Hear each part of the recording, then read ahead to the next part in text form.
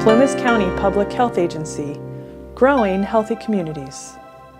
Okay, hello. So as James said, my name is Carol Clancy, and I am a consultant with Health Management Associates. We are a healthcare consulting firm. We're a national firm, but the team working on this project is based in San Francisco. And we do quite a bit of work right now on opioid abuse, and we also have kind of a smaller specialization in correctional health. So that's a lot of the work that I do. And I've been with Health Management for a year. Before that, I was a county jail manager for mental health and SUD services in the San Mateo County Jail. So when I talk about this, I use we a lot, and it's because I still think of myself kind of, as a team member of correctional health. So the MAT expansion project is probably many of you know, has three components, and the MAT in county criminal justice systems is part of the prevention and treatment activities, and DHCS is funding this through the CURES Act. So make sure I have that right. I did something wrong. No? Oh, you want to go back? No, whoops. Can you go back one? Sure. Yeah, I just want to be on slide 2. Oh, okay. This one? You could go to the next one. Okay. And how do I go to the next one after that? Okay.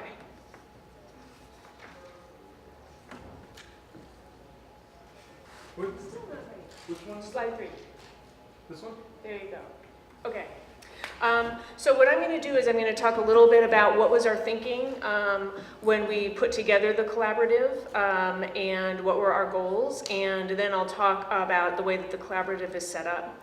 And one of the things that I'd like to say is we have several Northern California counties involved in the collaborative, but there's a possibility that we will be getting additional funding. So there's a possibility that we will be having another cohort. So I just wanted to mention that, because please feel free to ask me any questions if your county has not already applied and become part of the collaborative, and you're interested in it, that may be a upcoming opportunity. So we started out with what are the emerging trends, and I know people have talked about that a lot, that there is a lot more acceptance of the use of medication-assisted treatments. However, there is still considerable conflict, and this is something that we see in the correctional system quite a bit, even between different healthcare providers, and then certainly between healthcare providers and court administrators and custody staff, that there is still some feelings of conflict around the use of medication-assisted treatment versus an abstinence-based social model. And then the other problem is there's still a lot of communities that don't have well-developed MAT provider networks, which means that when you're in jail, even if you have treatment started, we won't necessarily have a good place to refer a client to continue to do that.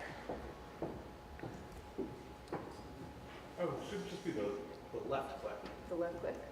Oh, yeah, not the right click. That's not working. Just the one on the left-hand side? No. Okay. That's okay. I could just, I'll just let you know. Okay, great.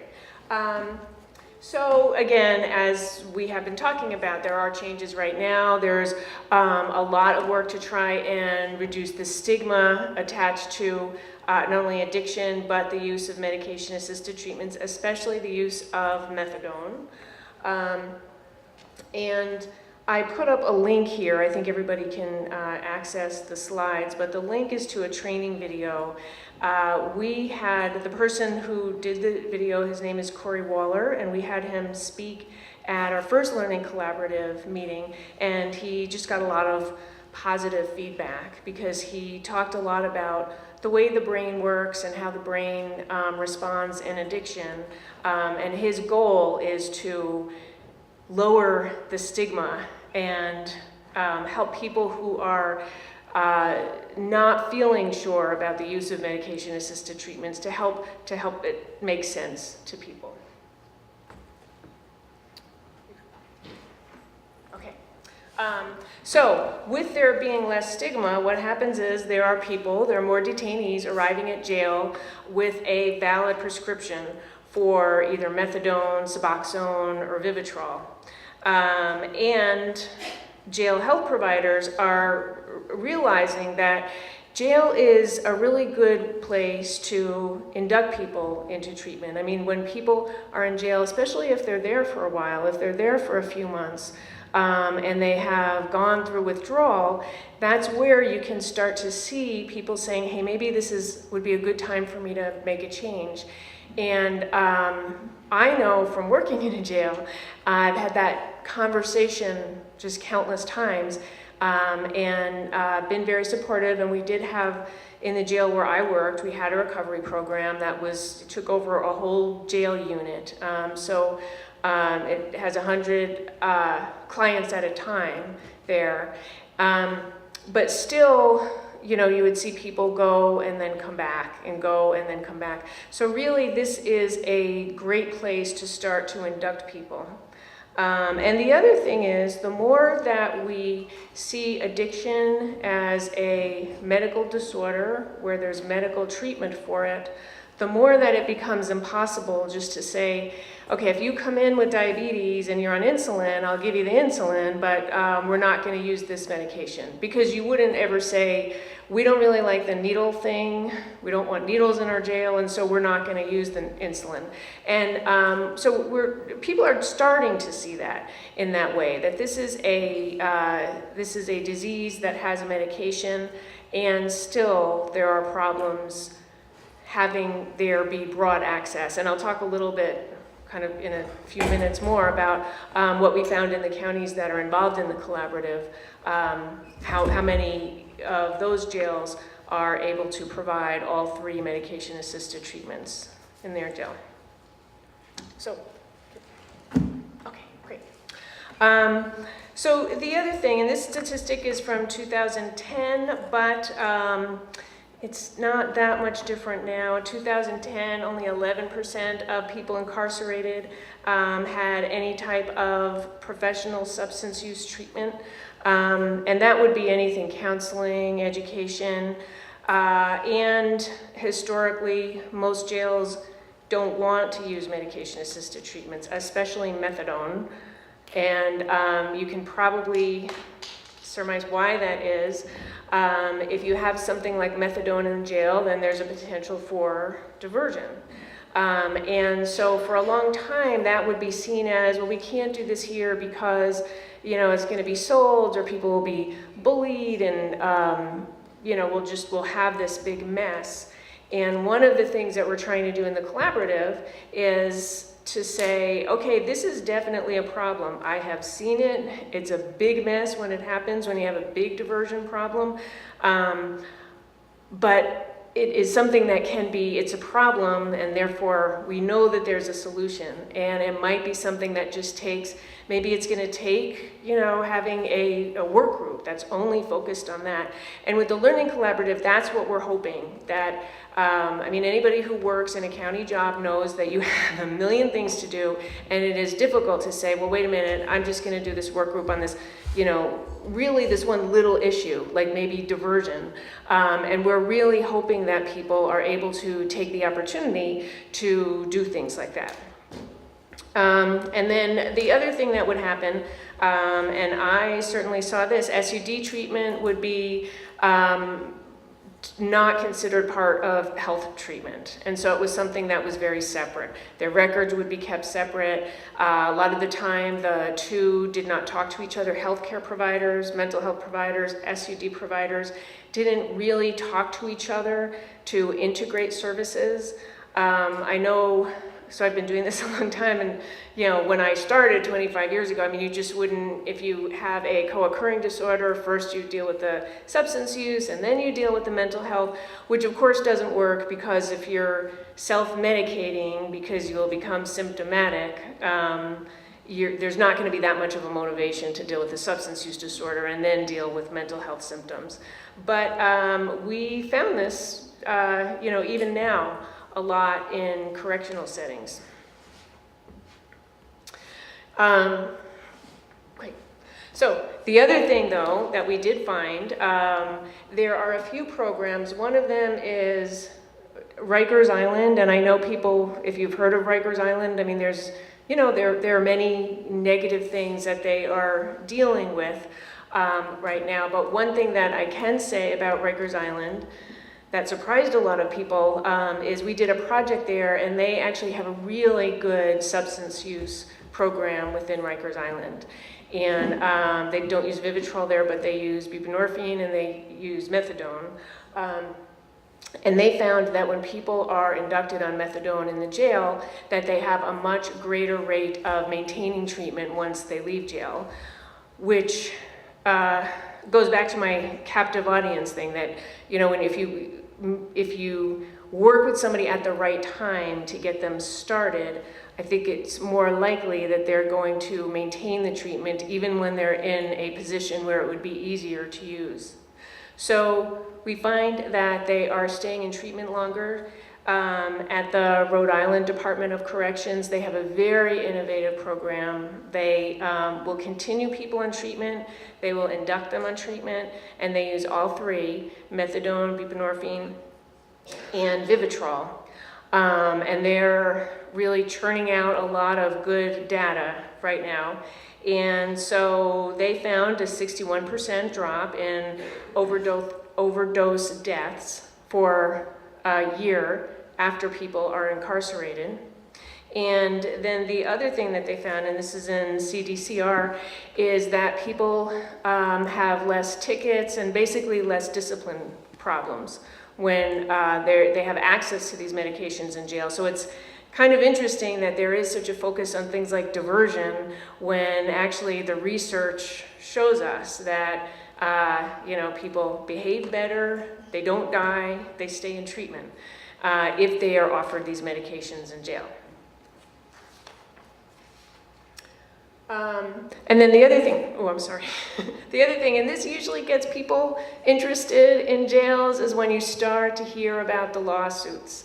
So there are starting to be lawsuits in jails on Maine, Washington, Massachusetts, and basically the argument is that this is an ADA issue, that you are not going to deprive a diabetic of insulin, and so you can't deprive somebody with an addiction of a medication that has been prescribed to them, that you can't just cut them off.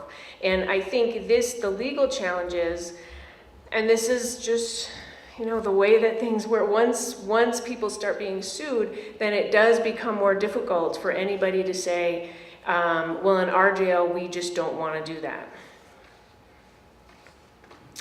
And, okay. Let's see, and then the next one? That was good. There you go. Nope, that one. Can you go one more? Yep. There you go. Okay. And then the other thing in planning the Learning Collaborative, and I really felt very strongly about this, is we wanted to have other criminal justice stakeholders involved. So although it is great if you can offer these services inside a jail, it is so important. There's so many other systems that touch the jail, right? So there's the courts, There's probation, there's community treatment. It's community treatment before people go into jail, and then community treatment where we're going to refer people. And so for this learning collaborative, we really wanted there to be other involvement. I just last week saw somebody who I worked with in the county for a long time, and she said, "Carol, can we meet? I'm still kind of seeing the jail as this sort of black box." and that is something that I heard a lot, that, you know, it's hard to understand how things work in a jail. And so there's a tendency to feel like, okay, you know, here I am working in the community and I have this person on medication and I have them in treatment and they're doing great. They had a relapse, they went to jail, so I'll just wait for them to come back. I'll just wait for them to come out. When really they should be continuing the treatment in jail, and it's important for the jail to know where were they before and are they in good standing so they can go back there.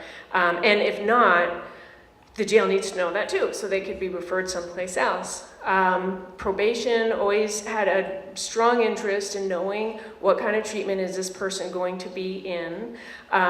Attorneys wanted to know while they were in jail, while they were out of jail.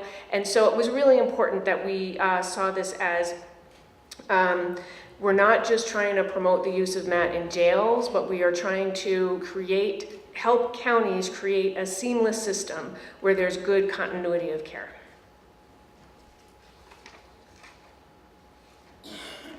So, and so we saw it this way, that there are kind of 3 legs to the system, and each one will see the client in a different way. So healthcare providers have patients, the legal system has defendants, and jail custody personnel has prisoners. And so it's really 3 different lenses, and our goal is to bring those 3 together so that everybody is just seeing, okay, this is somebody who the whole system needs to treat.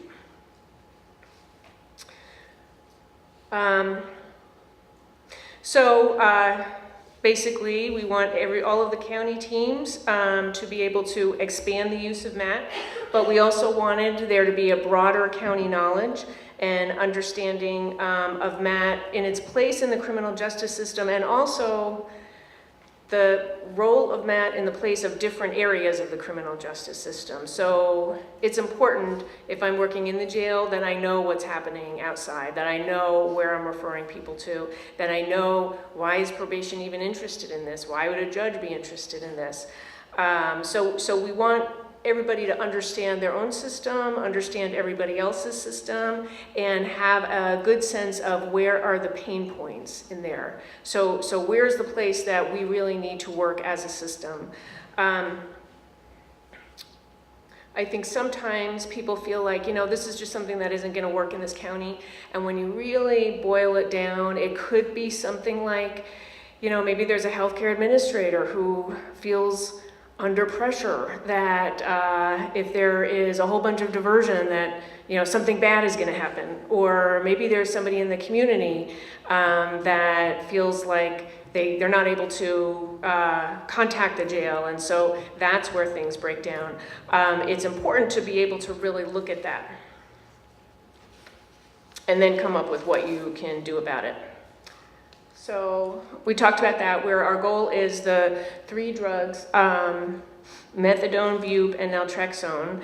And because every county will be starting in a different place, we don't have a goal for everybody to have a system at the end of a year where you are using all 3 medications. So the goal is just that each county team is going to move forward from where they started from. We have said that we would like there to be movement toward using at least 2 of the 3 FDA approved drugs, but I feel like at the end of the year, if there has been discussion, if there is a plan in place of what are you going to do about methadone in the jail, what are you going to do about this diversion problem, I feel like that would be great. I will feel successful if that happens, because these problems have been around for a long time and they are difficult to really get a hold of in that way where everybody within the system understands what the problem is and what you're doing to try and solve that. So who is eligible? We had said anybody who is in a county in California is eligible to participate. There just needed to be, we needed to show that there's an interest in expanding the use of medication-assisted treatments in the jail. We needed to know that each county would be participating for the length of the collaborative. And right now, it might be extended. So we started out starting in August and going until March of 2019. And that was just because of funding and the time that the funding needed to be spent by. So we had this really very quick start, very quick start, where I think the application went out the end of June and our first in-person session was August 14th. So it was a very quick turnaround. But again, now we might be able to extend it. And so each team can have from 5 to 8 members. 4 of them are mandatory members, really 3 to 4, because well, we definitely wanted 1 person at least from jail health and 1 person at least from jail custody. And then many of the teams had more than 1, but there had to be at least 1 from those 2 teams. If your county has a drug court, we wanted there to be a representative from drug court. And then we want there to be somebody from the county administrator's office. And the hope was to have somebody from the county administrator's office who had some kind of oversight over the different systems. So that was it in terms of required team members, and then the other ones could be probation, district attorney's office, public defenders, county AOD system. What's your role again? District Attorney's Office, okay.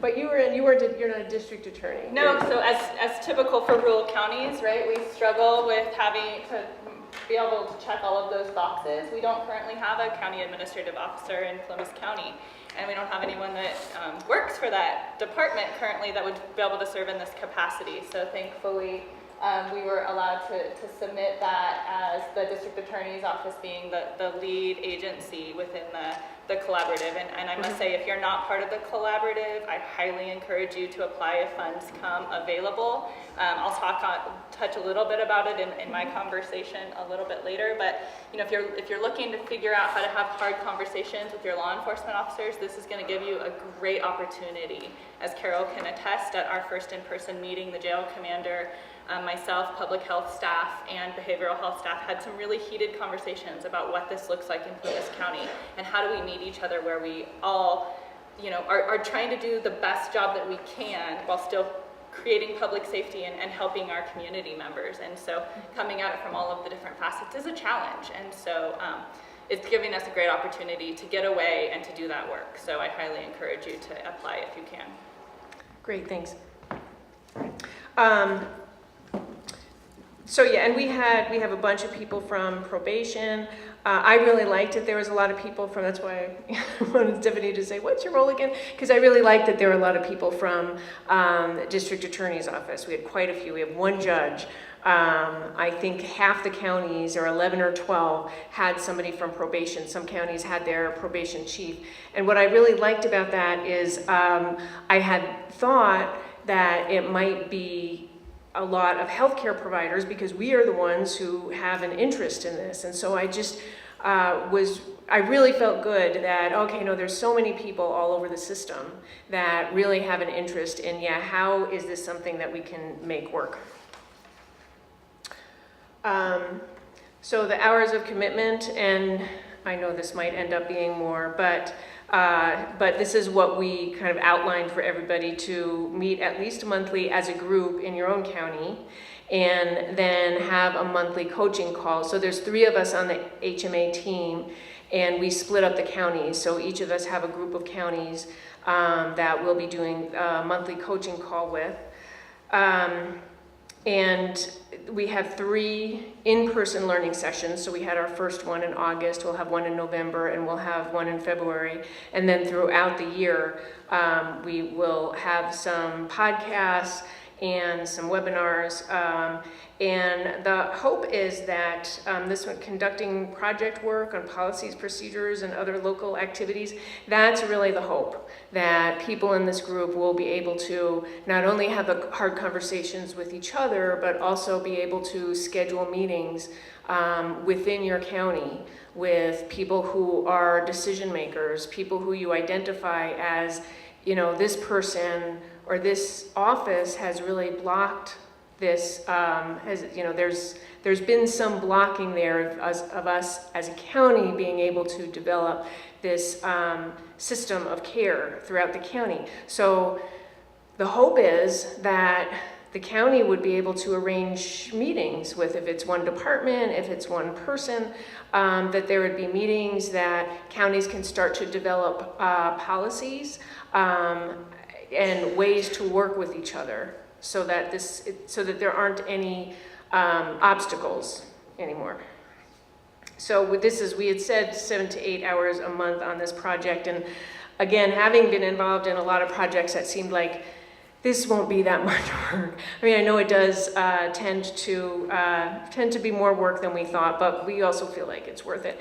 And the hope, again, through the collaborative, is that you will have a lot more people working with you from different departments.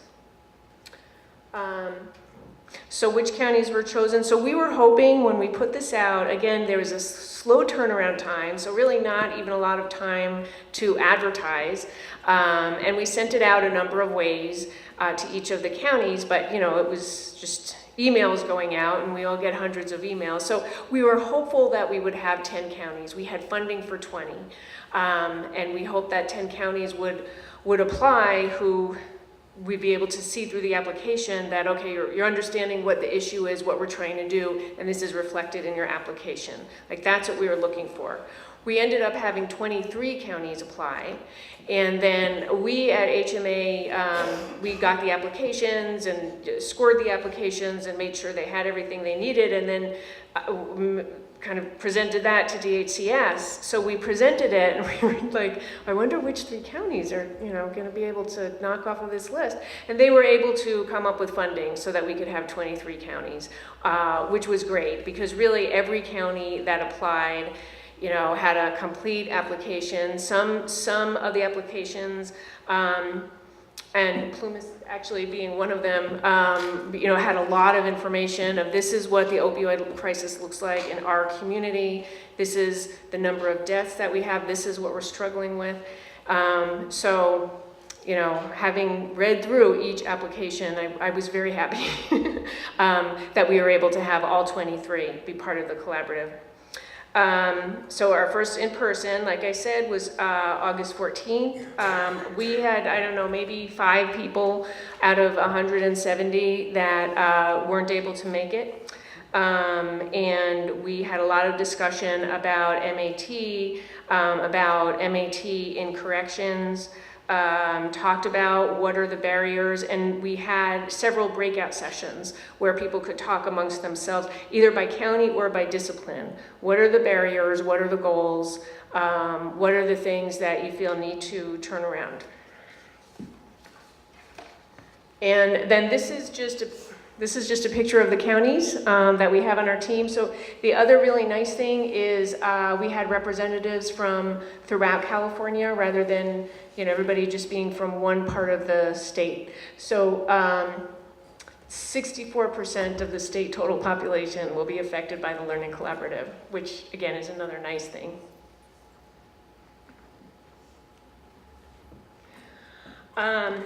Okay, so this goes back to how I was saying that there is a lot of movement forward, I think, in terms of accepting medication-assisted treatment, there being less stigma around addiction, more acceptance of this being a medical diagnosis. But what we found is that of the 23 counties, most counties are withdrawing inmates from all form of medication-assisted treatments when they're booked into jail. Methadone is kind of the biggest one that people, you know, seem to, how do I say this, probably the most stigmatized, that people kind of have bad feelings about. No counties are inducting inmates on methadone. A few jails are inducting inmates on buprenorphine. A few jails are inducting people on Vivitrol. Usually right towards the end of their stay in jail, they will start them on that. Most jails, which this is a nice thing, most jails are offering some form of behavioral health treatment, either education, individual, group counseling. I think there are about 5 jails maybe who have therapeutic communities within the jail for SUD services, which I thought was impressive. So kind of the takeaway from this is there's a lot of treatment happening in jails, which is a great thing, but the medication-assisted treatment is not happening as much. And so that's really where that target needs to be right now, is just being able to increase access. So each county team, and this is up to $25,000, but each county team received $25,000 grant. And we're still working on getting together the first disbursement of the grant, but it'll be in 2 disbursements, one now and one mid-year. And many county teams have emailed me afterwards and said, what can we really use this money on? So even if you have 8 team members coming, the travel, so there's travel and there's lodging, right, to come to the in-person collaboratives. And that's maybe $10,000 kind of at the high end. So you're left with $15,000.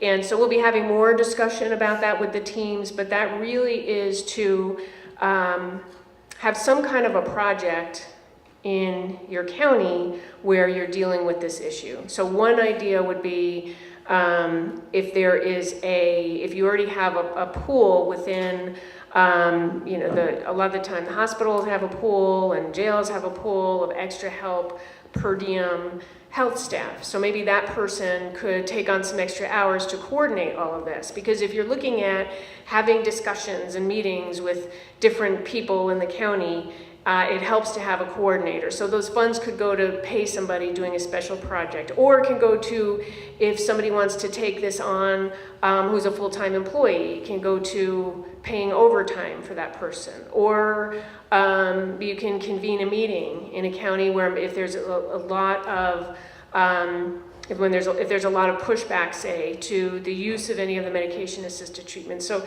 maybe that would be a county that convenes a full-day meeting where you have some speakers and you have people attend from the county, which, that's something that could get expensive pretty quickly. So, so the hope is that things like that, those kinds of projects, people will be able to spend the money on. And we're going to need to hear from each of the counties what they're spending the money on, but I do know that's sort of a tricky amount, because it's not like you can get a new staff member even for a year for $15,000.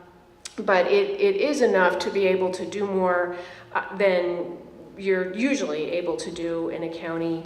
Again, I just have my own experience about talking to other county people to have a project like this come up. In fact, I've heard this from when I was talking to a county employee who didn't apply, that, we really wanted to do this, but it was going to be one more thing. It was going to be one more thing that we have to get done, and we just didn't want to do that. So, and I told her, when this comes up again, think about, is there one person that can take on the lion's share of the coordination work, and that's what that money can be used for.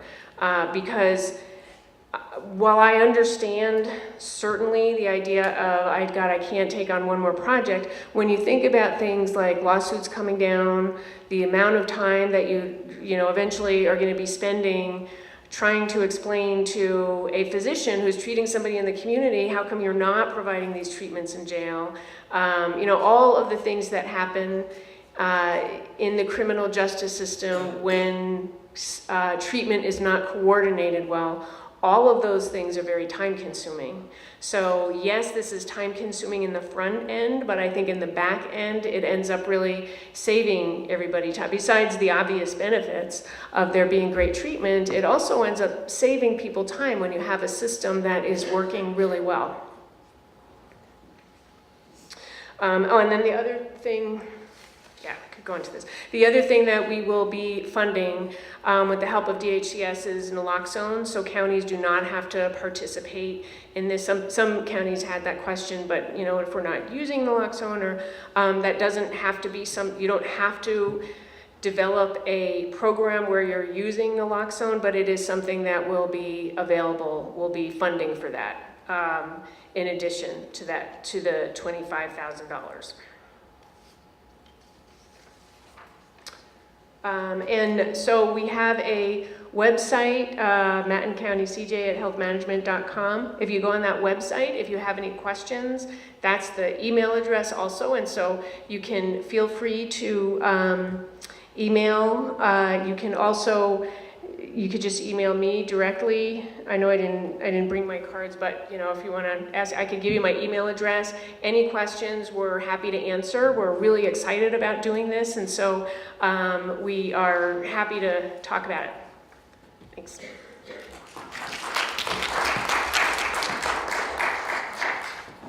All right, I will say it again. If you have the opportunity to apply for the Learning Collaborative, I highly recommend it. Just the time and the communication that it's allotted for us here in Plumas County in the short amount of time we've been doing it has been so helpful. And so if you do get the opportunity, or if you want to run questions by Carol, I highly recommend it. So I will, in trying to be mindful of time so you guys can get out of here, I will try to talk quickly.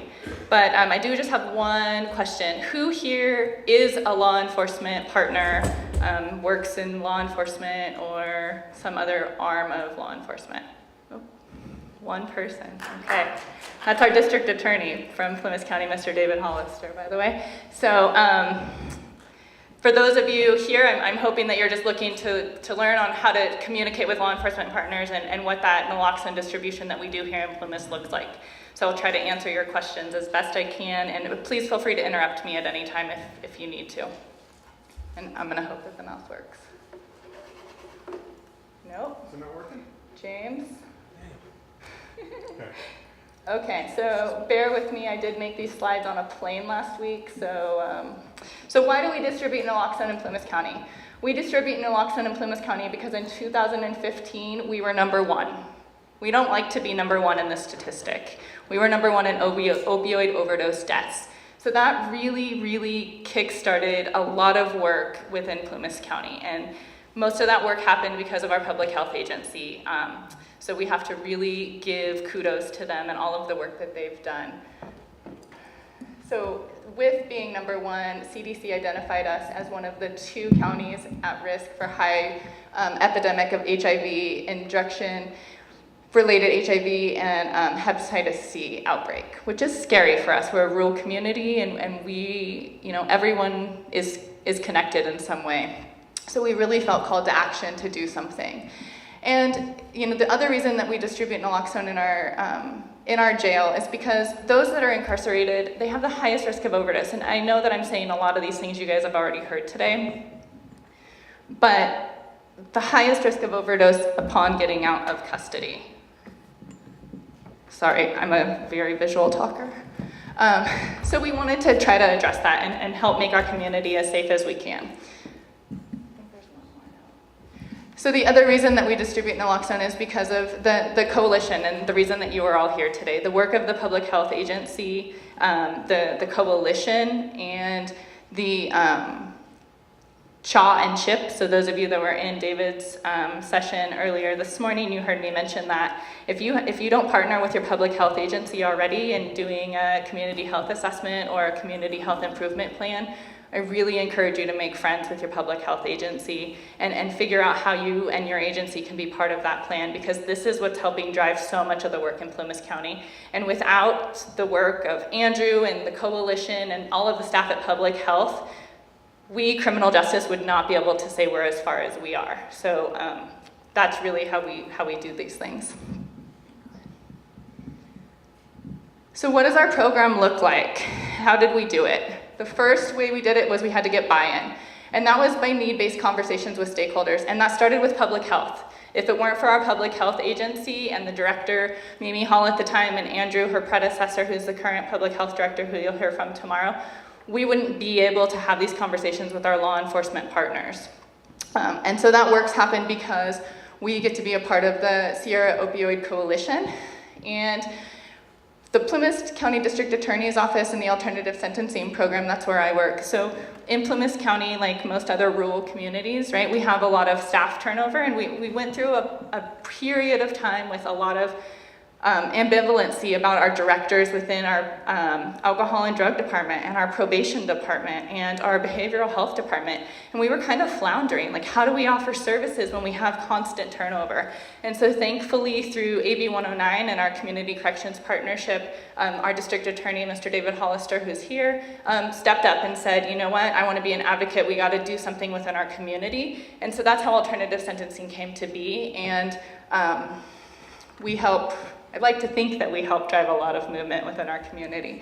So the other way we do it is through the Plumas County Sheriff's Office, and having a sheriff that's willing to have hard conversations with our district attorney as well as with me and our jail commander. He and I constantly have those tough conversations. If you're going to partner with law enforcement, if you want to be in your jail, you can't be timid. You have to be able to have a conversation and be able to say, ooh, I'm sorry, I'm wrong, I stepped on your toes, and or be able to fight for the reason that you want or are asking for naloxone distribution. Law enforcement, their job is public safety, but they also don't understand addiction. So if you're going to train your law enforcement officers, I highly encourage you to see the video that Carol was talking about from Dr. Waller, because that helped click our jail commander's mind from drug addict to addiction as a disease. And so on the way home from our last learning collaborative, he called me. He was driving up 80 and I was driving up 70 and said, oh, it makes sense. I get it now. These are the conversations that we have to have. It's Carol has the link on her slide, but it's Dr. Waller, and he's on YouTube, and I think we can give you more of the information.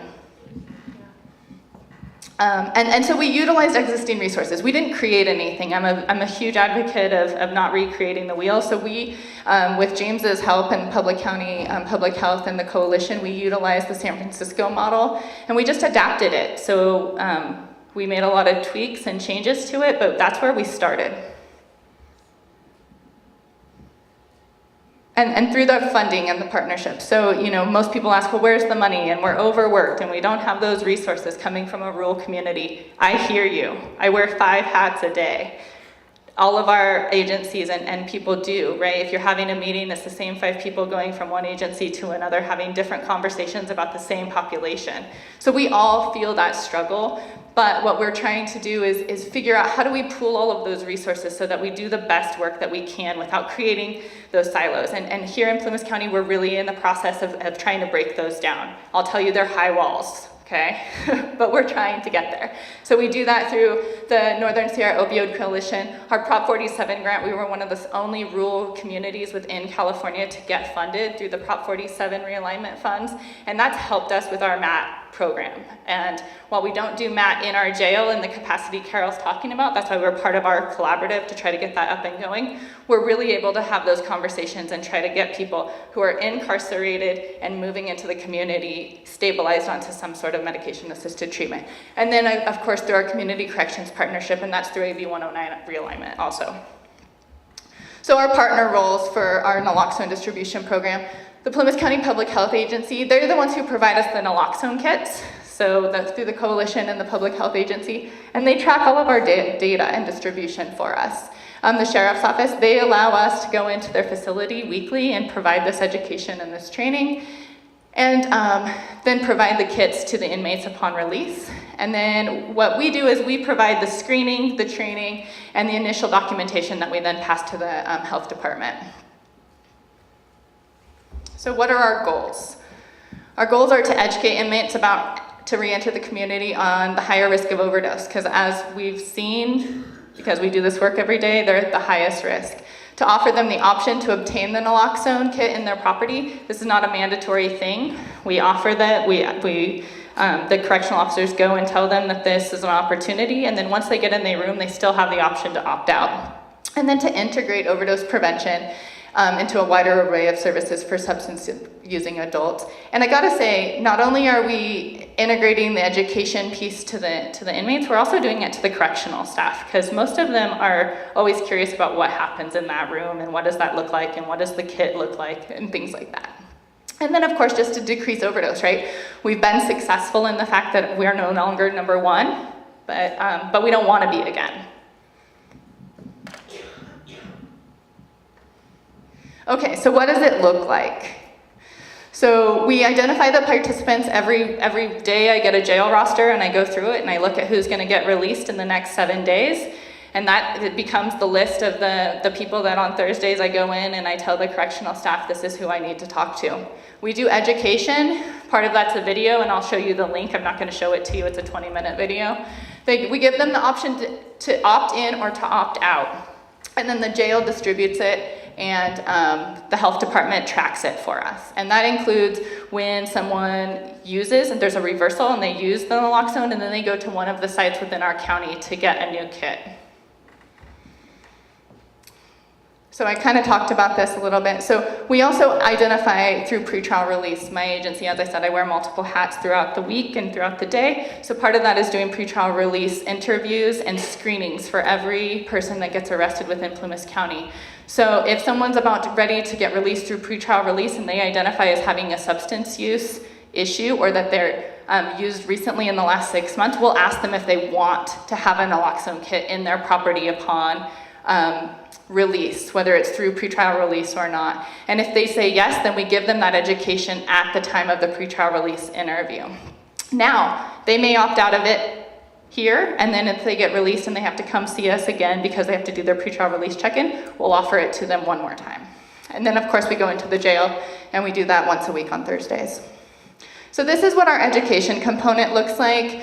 We do a brief introduction. I tell them who I am, where I'm from, why we're doing this work, how it's funded through the health department, through the Opioid Safety Coalition. Sometimes David Showalter comes in with me and also gives some information and education, and that always seems to be really, really helpful. And then we show them this video, Staying Alive on the Outside. It's on YouTube. You can Google it. It is made for people that have been within the criminal justice system. It's, as some of the participants in the jail call it, it's very street and it's very hard and it's very raw.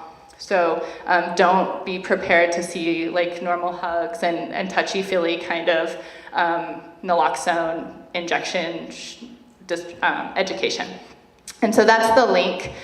And then we do a short review of the video. We show them what the kit looks like. We make sure they don't have any questions. We go over CPR. We go over the steps and just make sure. It's very interactive. I don't do a lot of talking. The participants in the jail normally teach me a lot, and they have normally witnessed a lot of overdoses, and so they tell us a lot of things. But also the great thing is they also think that they know how to reverse an overdose or the signs and what to do. So a lot of the myths, the street myths, we try to help educate them on what the real ways to help somebody who's struggling with overdose is and what that looks like. And then we tell them how to get follow-ups and refills after they're released. And so we have a really good infrastructure within Plumas County with naloxone. So if someone gets released from custody and they need a new kit or they want a family member to have one, there's multiple contact points within the community. A resource center that was mentioned earlier this morning. All of our communities have resource centers. They all also have naloxone. Anybody can walk in and grab them there. Our public health department, our van that goes out every third week. First and third week. See, I'm still learning the schedule for the syringe exchange. And the public health department, the behavioral health department, our probation department, our office at the courthouse, the district attorney's office. I mean, there's so many contact points for naloxone within our community. Our sheriff's deputies carry it in their cars. We actually had a reversal in the jail at one point in time. Someone came in, the deputies had to get their naloxone out of their car before they could even put that person in a holding cell. They were overdosing. So this is how we do our opt-in and our opt-out policy. So while I'm giving a little bit of an introduction, I hand them some paper. If any of you want any of these things, please feel free to email me. My contact information's in the handout. We're more than happy to share so that you don't have to recreate anything. But they can say, yes, I'm interested in getting a kit, or no, I'm not interested in getting a kit. It's very simple. And then those that want the kit, we go through the process with them. So the distribution, as I said, we trade them, and we then provide the correctional staff with a sheet of paper that says who is supposed to get those kits when they get out, and they give them the kits. And then once that individual is released from custody, we get the piece of paper back saying what date that was distributed, and then we pass that information along to the health department.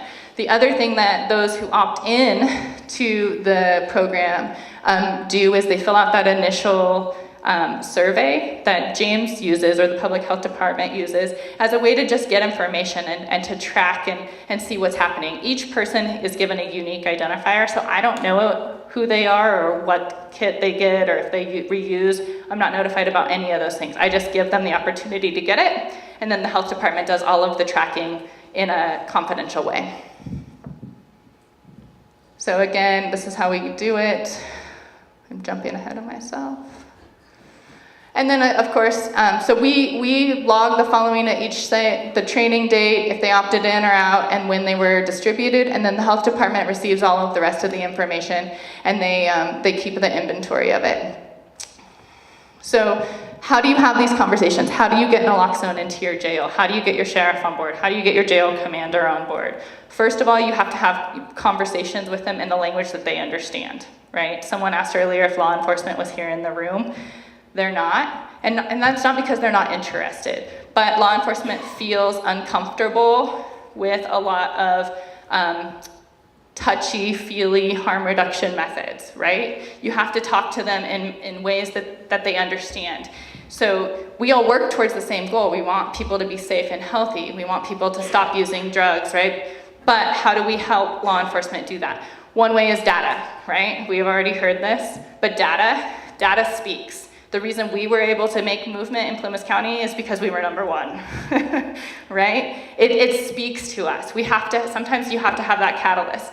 And within the law enforcement community, sometimes those numbers are what helps make the change. Education is fantastic, and I highly recommend it, but sometimes you just need to get a hook, right? The other thing that spoke hugely to our jail commander, and I will point out the opioid overdose dashboard, it was already mentioned, but that's where we get so much data. It's super helpful. Go ahead. The other way that we get buy-in is through studies and more data. So this is there's information in our policies for our naloxone distribution, and this study done by Binswanger in 2012 speaks so well to all of the things that public health, law enforcement, and communities can really get behind and rally behind when you're talking about naloxone distribution. So these are some of the highlights. Again, those that are incarcerated have the highest risk of overdose death, and within the first 2 weeks of release from custody.